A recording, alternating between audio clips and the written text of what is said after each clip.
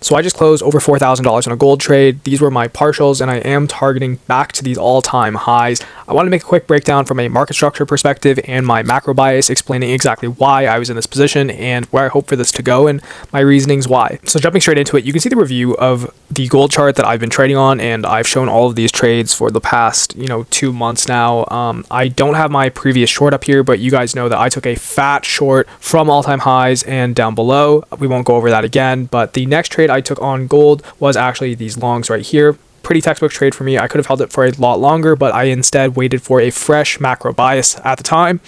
Then you guys are familiar with this loss that I had. We were in profit a good amount. I was targeting those highs again, but we came up for 1-to-1, and gold does what it does best and loves retracing on me. So that's what happened here. We hit the SL with a good amount of force on this. No harm, no foul. Humbling lesson for sure, but I wasn't over leveraged. I was just using my standard risk, and overall I finished the month of November very green. This was the only loss that I took in November. Other than that, we have 3 huge wins, so we're very happy with that. But coming into this trade in particular, I took profit right at this area of interest right here, and my overall target is these all-time highs again. So I did take half of the position off. It was a 1.4 lot position.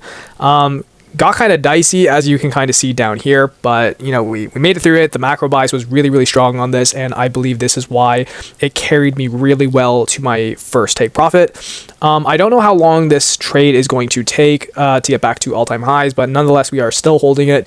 But for the purpose of this video, I wanted to go over how I actually framed this entry, how I had the macro bias on this that actually allowed me to take this pretty sniper trade and stayed in it even with some dicey price action. So coming in from a market structure perspective here, pretty simple. We had a break and retest of this area right here, as you can see, as where I entered, and I thought this was more of a bullish sign that we were going to continue to the upside. Unfortunately, we didn't, even with such good volume coming through this area of interest. That is usually a huge reasoning as to why I take a break and retest. If I see a lot of volume coming through and breaking an area of interest, that gets me very interested in the position that I'm already looking at. So after this loss, we did have that continuation back to the downside. We broke through a couple of these lows that I had marked out here. Again, I'm not really interested when the market is being a little bit funky with me, and when I hit SL this strong with this kind of candle structure, I'm really not interested in revenge trading at all. This is a great chance for me to sit back and reevaluate what gold is going to be doing. So obviously, with this new swing high being made right here, we failed to break it right there. Obviously with this, I would start flipping to more of a bearish market structure move, but the macro bias and the way the economy was moving, I was still pretty bullish. So I just kind of waited to see gold cool off a little bit here and start making some more bullish market structure. We broke through these lows, like I said, and then we ended up respecting these lows down here. This is a very simple realization that I had here, nothing crazy. Even in a simple market structure read, you can use this as the lowest of the lows, a new high being made, breaking these highs from the left, indicating a higher time frame break of structure, and then this being our higher low with this swing low being intact. So for me, we are still bullish. I'm not flipping to bearish even after seeing these lows being taken out. So I love seeing some sort of consolidation first, kind of a build up to the upside, and then that indicates to me that gold is ready for that push out. So this was a really interesting case, and this is why I want to showcase this trade right now rather than waiting for the entire position to be done, because this was a very good read, especially with the macro bias on this. So what happened? We had this massive area of interest right here. You can see that we rejected off it 1, 2, 3 times before pushing our way through it. After this, we had our swing low intact, and this is the higher low that I marked up before. And as you can see, we had a higher low, we had a higher high of sorts when we break this structure from the left. And then moving into the price action here, you can see as we respect this and push off of it, we do start making some more highs. And of course, right here would be the biggest indication that we're going long. We have a continuous high, low to higher high structure, and then breaking this area of interest with some force. Now, as you guys know, I just trade break and retest because it is such a small part of my strategy.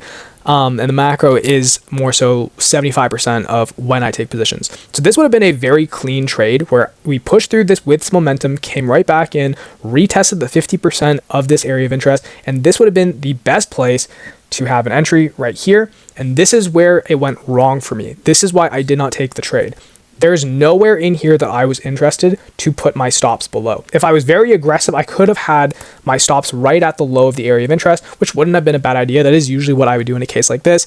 We could put it at this low, we could put it at this low, or even at the swing low. But you know what? I'm not interested in a huge stop like this. This is kind of crazy. We also didn't have a great macro bias at the time just yet. So I said, you know what? Let me take a step back here and let's wait for a second form of confirmation on this trade. And there's absolutely nothing wrong with that. With day trading, you guys are just trying to catch the first setup that presents itself. But with swing trading, you can allow yourself to step back for a moment and actually let the market come back to you and show you which way it wants to go. As you can see, I even marked out this Asia session low that was taken out as well, which would have been another confirmation for me to take longs from this point. What I did instead, if we hop onto the 15-minute time frame here, you can see we basically just had the entry model that I showed you down here, again on a lower time frame. I don't usually spend too much time on the lower time frame, but when I'm looking for a continuation entry of sorts, this is when I'll hop down to a lower time frame, being the 15-minute. Yes, that might sound insane to some people where I'm not even using the 1 minute in a case like this, but what happened?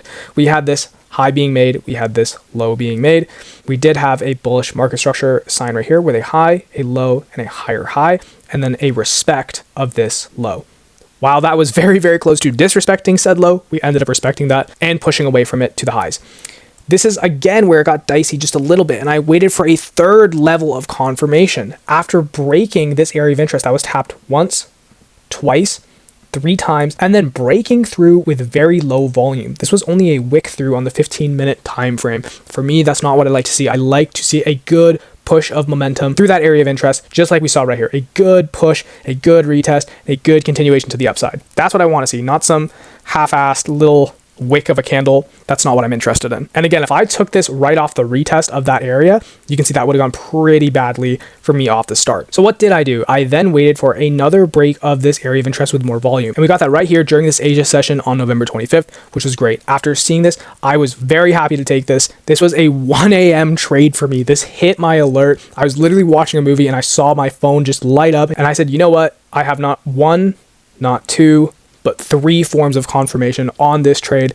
I've been patient enough. My macro bias is very strong on this. We can execute this trade even at 1:30 in the morning. So what did I do? I waited for the break and the retest to take my entry. I took the entry off the retest of that area, and then coming into the actual price action of this was a very dicey trade. I remember waking up in the morning and seeing us getting so close to SL, pushing away, coming right back into drawdown again, coming out, back into drawdown, all the way up. And this is one of those times where I, FX Alex G it, set and forget, because my market structure bias is strong and my macro bias is strong. I'm not worried about taking a trade like this. I'm trusting that it is going to play out in my favor. If it doesn't, something was wrong. Maybe my market structure wasn't aligned with my macro bias, or the macro bias was completely wrong. As you can see, again, we had a huge push during this Asia session, came right back down to my entry price, and then moved all the way towards my TP1. So very simple read on market structure. What did I do? Waited for a break and retest of an area after some huge consolidation, after respecting a swing low and making a new swing high. I then waited for a second form of confirmation, being that exact setup once more, waiting for a breakout, showing an area of interest right here, respecting the swing low, breaking above the swing high. Didn't like this break of the swing high or the area of interest, so I then waited for a third confirmation, being pushing through with good momentum and then retesting it again. So hopping back onto the 30-minute, this is what it looked like. Huge buying pressure right here, all the way back to this area of interest. This is a point where I do believe gold will have some more consolidation. We might see a little bit of a retrace before coming back to the highs. So this is why I chose to secure some profit at the area of interest. And as you can see, we rejected off of it perfectly as I had it drawn. So I was pretty sniper with that. And again, I am looking to target the all-time highs again. So I took half the position off and I'm letting half the position ride. I closed about $4,400. So I had about $4,400 remaining and running. And I'm very happy to conclude the month of November being up with the last 3 trades that I've taken. Now, what was the macro bias on this? The biggest macro bias for me on this was the actual rate cut expectations. This is the main catalyst. And over the last little bit, Fed officials have been warning about the labor market softness and the renewed conviction that in December, a rate cut is very likely. And according to the CME group, the probability assigned to December cut surged reportedly to around 85% by late November. So that's up from much lower levels than earlier in the week. So obviously lower rates reduce the opportunity cost of holding non-yielding assets like gold. So investors respond by piling into gold. So I do believe that this move right right here. Was the market pricing in for a possible rate cut? I just wanted to position myself properly to do so before the news was even dropped. And again, when your macro bias is very strong like this and the market structure lines up, these trades become pretty simple. A couple of the other macro plays that actually supported this would have been the weakening real yields. And as US Treasuries softened, gold becomes more attractive for relative to fixed income. And obviously the dollar dynamics and the currency effects. And as I noted before, a softer dollar, thanks to the Fed, just helps gold for foreign buyers. So with this safe haven demand and ongoing uncertainty, especially with the labor market softness, gold's role of store the value or a hedge is very relevant here. So a couple things to watch out for though. If the US data actually comes in stronger than expected, this could actually quickly fade gold and have a big retrace, and we could either reject off this area, come lower, or even come higher again. It really depends on what the data comes in at. If the yields or the dollar unexpectedly rebounds as well, gold's appeal could also diminish. But as it stands, that was the macro read on it. The biggest thing being those rate cuts being priced in. Very dicey trade at the start, but we managed to make it through with a very strong macro bias. I'm very happy. That puts me up on the board with 4 trades for the month, 3 of them being winners, 1 of them being losers. And that's really all it takes. A good market structure breakdown, a good macro consensus, and that's all it takes to frame good trades like this. I not only waited for not 1, not 2, but 3 forms of confirmation before even taking my entry. And as you can see, if I just took that first entry, I could have probably squeezed out another 1 to 2 RR on this trade. That's what's so rewarding about swing trading. I don't have to force my hand and possibly miss a position or prematurely jump in, have a bad retrace before actually going in my intended direction. Let the market come to you, let the market show its hand, let everything align with you perfectly before you jump into that trade. So I'll keep you guys updated on how this position plays out. I'm not sure how it's going to play out with December price action, but I'm going to be monitoring it very closely, considering I don't trade much during December at all. There might be some light profit taking depending on the macro environment, but for the time being, stops are at break even on this. So either we have a free trade that we've already taken profit on, or we're going to keep moving to the upside and we just continue showing gains on this position. I hope you guys enjoyed this video. If you found value in this, make sure to leave a like, a comment with anything you have to ask. I love hearing your guys' opinions on everything that I have to talk about. And with that, we'll see you guys in the next one.